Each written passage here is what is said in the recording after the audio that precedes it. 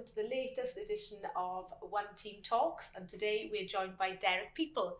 Derek is Director of Operations for Aspire to Be London, and he's kindly come down to join us today and have a chat. So welcome, Derek. Thanks you for so joining much, Kat. us. Pleasure to be here. Thank you. Lovely to see you. We haven't seen you face to face for ages. No, It feels like no. a really long time, doesn't it? Oh, goodness me, yeah. Because interestingly, sort of taking on the role just about coincided with lockdown. Yeah, So, yeah. it's great to be in the office. Yes, I can imagine. It's lovely to see you as well, obviously.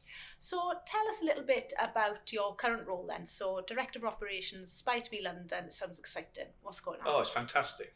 So really, it's about how we grow Aspire to Be from London. Looking at in simplistic terms. So really, I guess what it's been about really is looking at the sorts of networks that I developed over 20 years as a secondary head. Inevitably, there are quite a few there over that period of time. Building on the work that came out of Parkhouse School, where I was the head, where we were one of 30 computing hubs in England.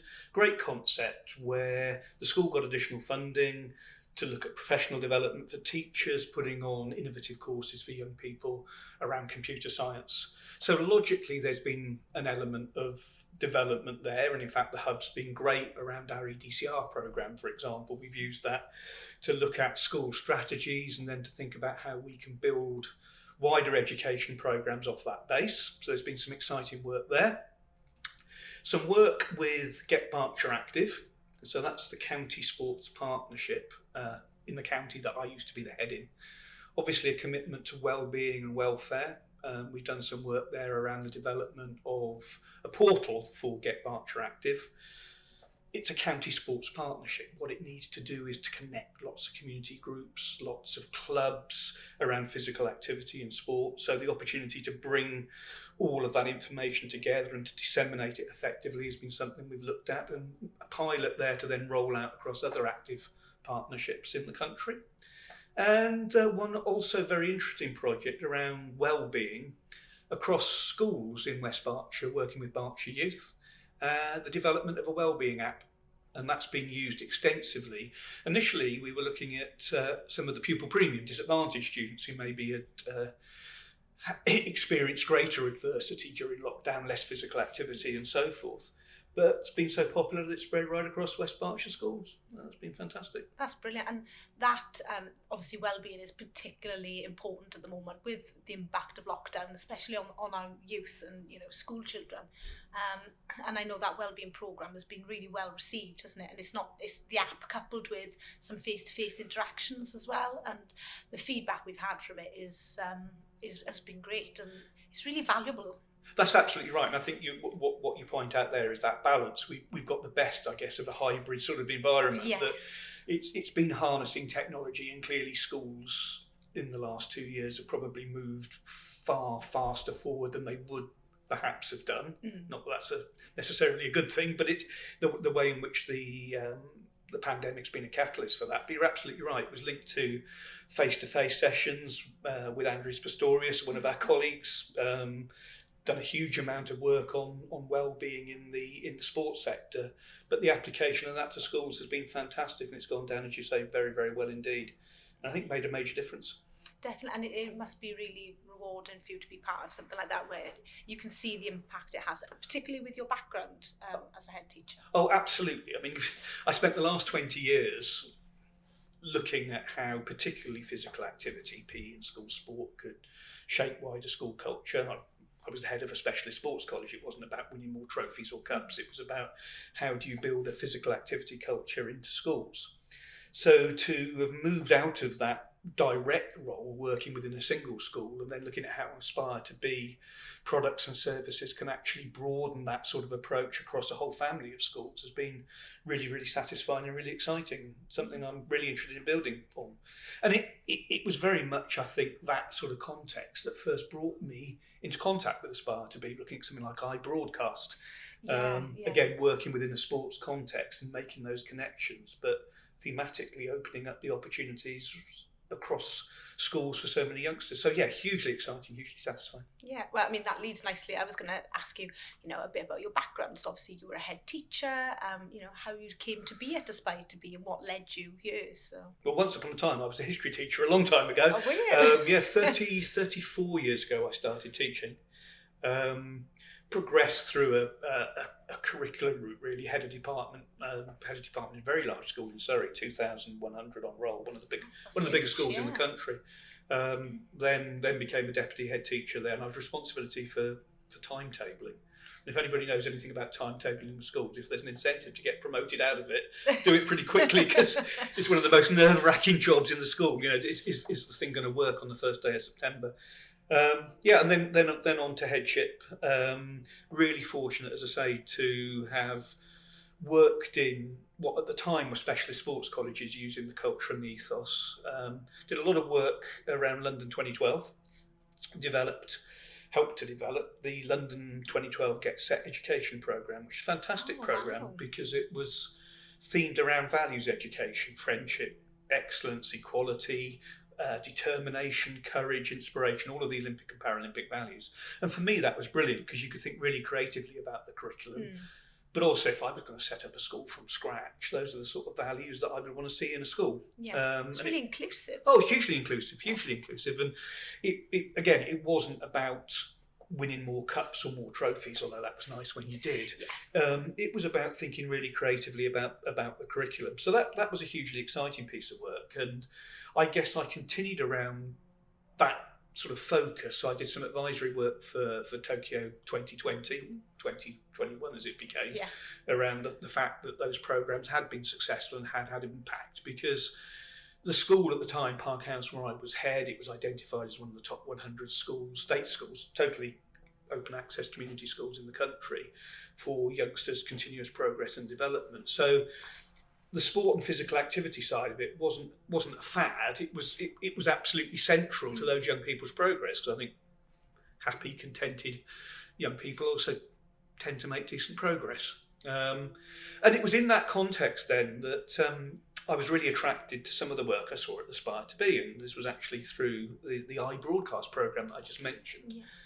I loved the idea that you would use a sporting event to firstly engage young people, develop their wider skills, obviously in relation to technology, but more broadly around presentational skills. Sean Holly was very much involved, obviously as a professional presenter and sort of skills that he would bring. I loved that. I understood a little bit more about the project that happened down with Aberavon and how schools then came together, and the whole heritage point, which is another passion of mine that we might want to pick up on later. But I thought that's just a brilliant programme because it's using technology again in an inclusive way. It's creating a sense of community and building a sense of community, and something that was, I guess, really apparent to me over an extended period of time as a head in a single school. That sense of focus that a school can bring in a community, and similarly in the same way that a sports club can bring, and I guess particularly a rugby club in this particular context in this part of the world. And I was just really excited about that. So began conversations with Simon Pridham about where opportunities might be. The hub came along, and Aspire to Be was one of the partners in the delivery of those professional development programs that I described earlier. They were part of the pool, if you like, experts that were going out into school. And then it was a logical progression. I was considering a move out of directly being involved as a head. I coined the somewhat corny phrase of making a difference differently and thinking about how in a consultancy role you might be able to move forward. And logically, the timing just came together then to start to work with Aspire to Be in this new role. Yeah. I like to say, if people ever doubted my educational vision, I saw the pandemic coming and got out of school just in time before at the sharp end. I managed the first 3 months of the first lockdown and all of the debacle that was around examinations. But the joy now has been in a position really to continue to work particularly closely with schools through the application of technology. And I guess there's never been a more significant time for the importance of digital skills, digital strategy, digital learning. Terrific. Brilliant. And like you say, it's so relevant at the moment as well, to take that sort of the digital sphere and apply it to your, I suppose you'd have to call it your specialist subject, isn't it? Yeah, I mean, as colleagues from Aspire to Be will know, I don't come from a technical computing or IT background. What I do understand is its strategic significance. Yes. How schools have to have a digital strategy, how they had to have a digital strategy before the pandemic. I was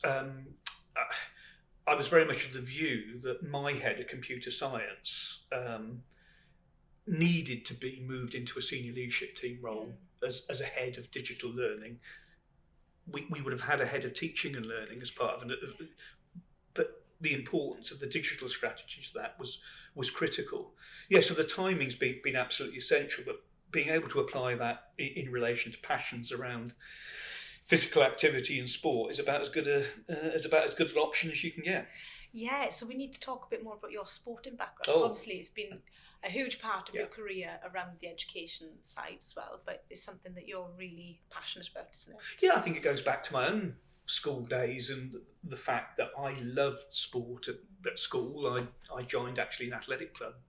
Goodness me, when was that? 1977. Before there was lots of running going on. It wasn't quite the sort of the popular pastime that it was, or it's become now. Quite right, it's brilliant because again, of mass participation and so forth. But I loved sport at school and everything that you learned from sport. Again, it was great competing, and it taught you to win and more often lose with equanimity, and I think was really important to a balanced approach to school life. And I guess that's something that I carried through with me into my own ultimately leadership journey in school, that it was about developing balance for young people, all of the benefits that we know around mental health as well as physical health. Yeah. Put in another context, also preparation for exams. I think if you can manage your time effectively when you're balancing training and everything else, I think there's a lot of learning from that. So yeah, the opportunity then to apply this into the work in schools.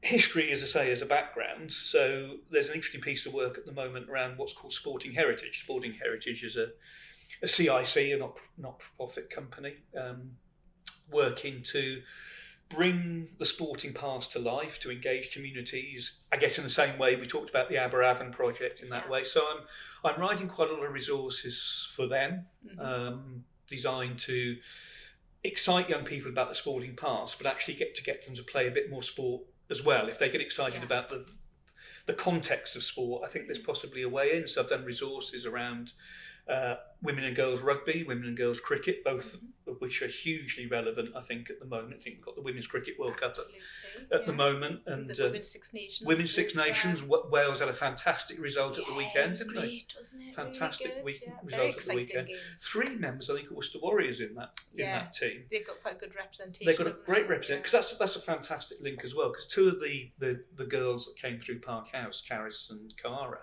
played England representative rugby and have gone on to contracts at Worcester Warriors. And in fact, I got them to do a video for me as part of the Sporting Heritage programme. And okay, it's a resource that's about the history of the women's game, but these 2 incredible role models, really passionate young women talking about the difference that rugby's made to their lives.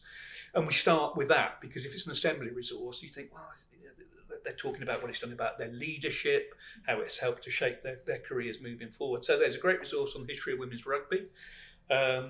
Just recently, as I say, done one on women's cricket as well. Women and girls cricket was at Lord's in the Long Room, oh goodness me, 2 weeks ago. It's a symposium on the women's game and how that's changed and developed over time. I've just done the official resource for the Women's Euros football this summer, so there's a heritage resource around that, because of course the women's game was actually effectively banned in Britain from 1920 onwards. Crazy situation. I mean, flourished during the First World War, but and then obviously it was linked with the men going back into the workplace. So women had to go back into the home and they weren't allowed to engage anymore. Exactly yeah, it. really And yet the game had absolutely flourished. Yeah. And so the resurgence, and obviously, thinking about the Euros this summer, that's been great. So the resource is about producing an online museum exhibition, which again is an interesting connection to sporting heritage, because Aspire to be doing some great work around the digitalisation of sporting resources, museum resources, and so forth. Yeah. And I think that's going to really move things forward for schools, because frustratingly, sometimes young people don't get released from school for other activities because of certain pressures and so forth. But if you can bring that sporting past to life and they can interact through digital approaches, that's fantastic. Well, we've done some really interesting virtual reality work around that, haven't we? With Oh, it's 360 footage, and so you can actually go into these spaces and sort of manoeuvre around and without leaving your desk. It's completely immersive. It's absolutely brilliant. Absolutely such a clever way to do it, and it is really practical way of doing it, but it's such an inspirational way of being able to look at that as well. And very I mean, I think you mentioned inclusivity earlier on. I think that's so important, because actually you don't need to be able to afford the trip or whatever it is, and all of the barriers that are there. That classroom and that experience is just completely open. Yeah, and I suppose these tools are there to broaden our horizons. Absolutely. And it's what an opportunity for young people to have as well. Yeah, and that, I guess, is one of, there can't be too many benefits that have come out of the last 2 years. But I think if schools are thinking, they've had to think creatively and imaginatively, if we can capture that momentum now, and that becomes part of the much overused phrase of the new normal in terms of learning, I think that has to be a positive benefit. Yeah, absolutely. And some of the other things we've seen coming out of the pandemic and lockdown are the changes in digitalisation within schools, like you've alluded to. And I know that's something you've worked really intensely with, is our EDCR programme and the benefit of schools. Oh, the EDCRs, I think, an absolutely brilliant product. It's a fantastic starting point for any school to say, well, actually, where are we? There will be inevitably strengths and areas for development within almost any school, whatever its size, whatever its capability. And if you're looking for that baseline about then where you shape the next stages of development, your improvement plan, where you put resources in terms of development, I think it's a brilliant tool. I can also see fantastic opportunities where that applies also to the business DCR, and thinking about how that also works. But for me, that has to be, as a former school leader, the most valuable of any kind of tool you can have. And I also think that's particularly relevant to maths, where you might be looking across, I don't know, a family of up to 20 schools, possibly more than 20 schools. If you're the CEO of a MAT and you want to see where your strengths are, the schools that can lead and drive the other schools forward, then it's a perfect tool to look at in those terms. Yeah, so absolutely. In terms of efficiency and effectiveness going forward, fantastic. And I think the beauty of it is as well is that obviously a lot of schools reacted to needing this technology, and there wasn't really a coherent strategy, just because schools had to get tech in to be able to deliver online. And the EDCR, it almost pulls it all together and gives you a bit of a clearer view, I suppose, rather than the piecemeal reacting to scenarios, reacting to situations. It's that collaborative take, isn't it? Oh, and I think, collaborative, I think is a key word there.